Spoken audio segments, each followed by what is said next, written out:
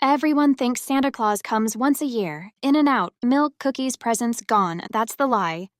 Because Santa never leaves the house. And no one tells you that growing up. They just teach you the rules. Be good. Be quiet. Don't ask too many questions. Go to sleep early. And whatever you do, don't come downstairs once the lights are off. I grew up in a house that loved Christmas. Like, loved it. Decorations in November. Garland on the stairs. Candles everywhere. The kind of house that smelled like cinnamon and pine and something warm you couldn't quite name. People used to say we were lucky. Good neighborhood, big house, no money problems, no tragedies, no drama. At least, that's what it looked like. Every Christmas Eve, my parents had the same routine. Same jokes, same music, same smiles. My mom would say, "Don't forget, Santa's watching," like it was cute. My dad would wink and say, "You don't want to end up on the naughty list," like it was funny. And I laughed. Because that's what you're supposed to do. But there was always one rule that never changed. Once we went upstairs for bed, we were not allowed to come back down. Not for water, not for the bathroom, not even if we heard something. Especially if we heard something and they'd say Santa was sensitive, that he didn't like being seen, that he'd leave if he thought someone was awake. Which, as a kid, made sense. Santa's magic is fragile, right? You ruin it, you ruin Christmas. So we stayed in bed, wide awake, listening. Because the house was never quiet on Christmas Eve, you could hear footsteps, slow ones, heavy ones, not rushing, not sneaking, just moving. Like whoever it was belonged there. Drawers opening, the soft clink of glass, the faint scrape of something heavy being dragged across the floor. Once, when I was maybe 7, I cracked my door open just a little, not enough to see, just enough to listen better. And I swear, I heard breathing that not upstairs, downstairs, close. I slammed the door shut and hid under my blanket like a professional coward. The next morning, everything was normal. Presents under the tree, stockings full, my parents smiling like nothing happened. And here's the part that messes with you later. Nothing was ever missing. No broken locks, no stolen jewelry, no signs of a break-in, just gifts. Better gifts than most kids got. Nicer stuff. Expensive stuff. The kind people whispered about at school. "You're so lucky," they'd say. And I believed them. We all did. Because luck looks really convincing when it comes wrapped in paper. Years went by. I grew up. My siblings grew up. Christmas stayed perfect. The house stayed full. Full of food, laughter, people who wanted to be there. Our parents aged but never struggled, never worried, never seemed afraid of anything. Except one thing. They didn't like us talking about moving out.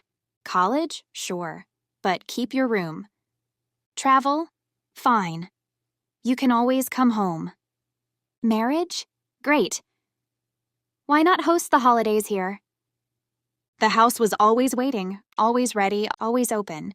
And then my cousin moved in. Not permanently, just for a while. Her family was struggling. My parents offered without hesitation. "Of course," they said. "Family is family." She was about my age. Funny. Sharp. Not the kind of person who blindly accepted things just because adults said so. The first Christmas she spent with us, she laughed at the decorations and said, "This looks like Santa lives here full time." Everyone laughed, except my dad. He laughed too late, too stiff, like he was waiting for permission. That night, I woke up to the sound of footsteps again. Same as always. Slow, heavy, familiar. Except this time, I heard something else. Whispering. Not words I could understand. Just low murmurs. Like a conversation happening just out of reach. I froze in bed, heart pounding, telling myself not to be stupid. It's Christmas. It's nostalgia. It's your imagination. The next morning, my cousin didn't come down for breakfast. Her bed was made. Her phone was on the nightstand. Her suitcase was still half unpacked. My aunt and uncle were frantic. My parents were calm. Too calm. They kept saying things like, she probably went out early, and she must have decided to head back home, even though no one had heard the door. By the end of the day, the police came, asked questions, took notes, left. And then something strange happened.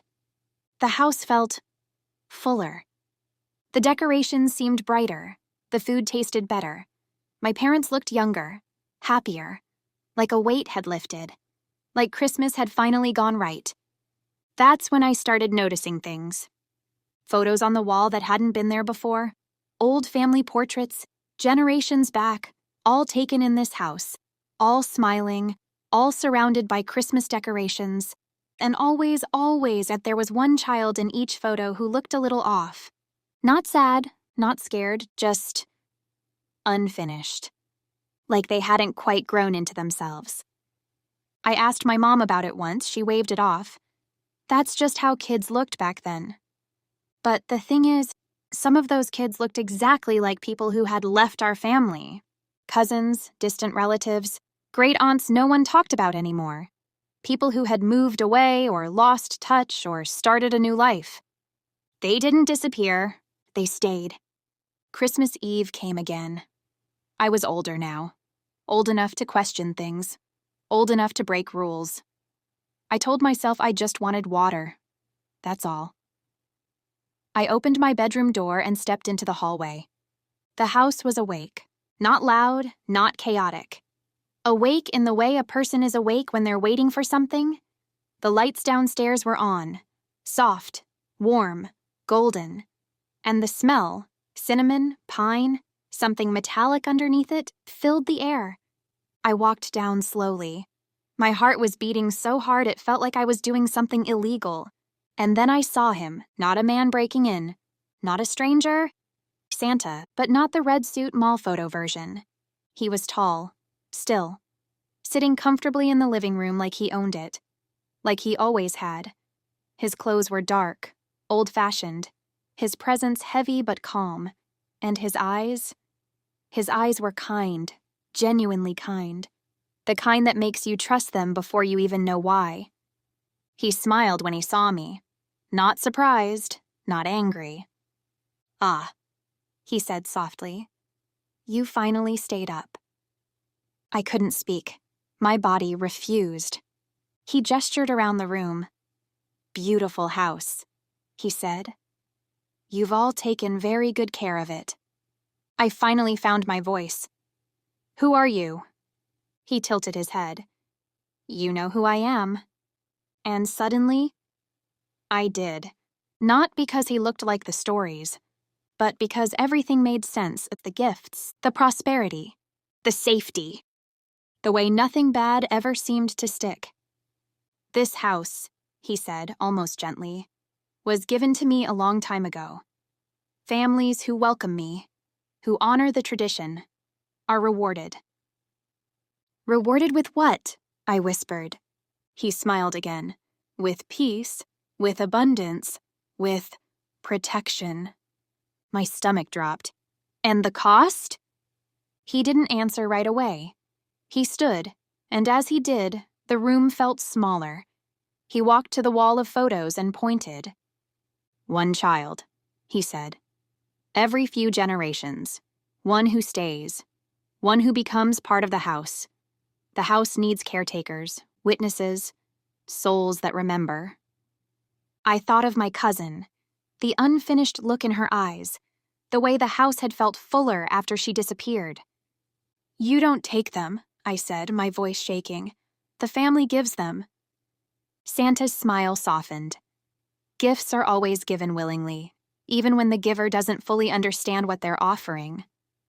My parents came into the room then. They didn't look surprised to see me. They looked ashamed. My mom wouldn't meet my eyes. That's when I understood the final truth. Santa never leaves the house because the house is the gift. And every Christmas, someone stays behind to keep it alive. I laughed then, a short, broken sound, because if I didn't laugh, I was going to scream. "So what?" I said. "You're here for me now?" Santa looked at me for a long moment. Really looked. "No," he said. "Not tonight." I felt relief flood my body, and then dread, because I realized what he meant. "You've already given enough," he said quietly. "This year the house is full." I never spent another Christmas there. The house still stands, still perfect, still glowing every December. People still call that family lucky, still say how magical their holidays look. And sometimes when I drive past late at night, I swear I see someone standing at the window, watching, waiting. Because Santa doesn't come once a year. He stays, and he's always accepting gifts.